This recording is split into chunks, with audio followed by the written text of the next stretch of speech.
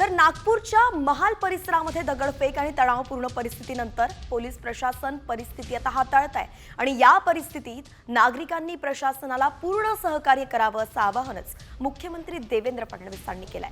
तसंच नागपूर हे शांतताप्रिय आणि सहकार्यशील शहर आहे, ही नागपूरची परंपराच आहे। अशा परिस्थितीत कुठल्याही अफवांवरती विश्वास ठेवू नका आणि प्रशासनाला पूर्ण सहकार्य करा असं आवाहन सुद्धा फडणवीसांनी केलंय।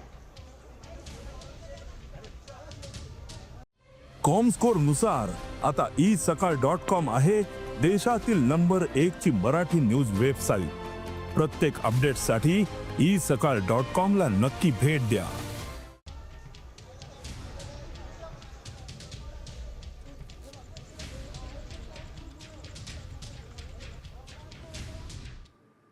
नागपूरच्या महाल भागामध्ये जी काही घटना घडलेली आहे ती अतिशय अयोग्य आहे। अशा प्रकारे जमा होऊन दगडफेक होणं अत्यंत चुकीचं आहे। माझी तमाम नागपूरकरांना विनंती आहे की सर्वांनी कायदा आणि सुव्यवस्थेचं पालन करावं। नागपूर शहर हे एकोप्याने राहणारं शहर आहे, त्यामुळे कोणीही शांतता भंग करू नये। मी स्वतः या परिस्थितीवर पूर्ण नजर ठेवून आहे।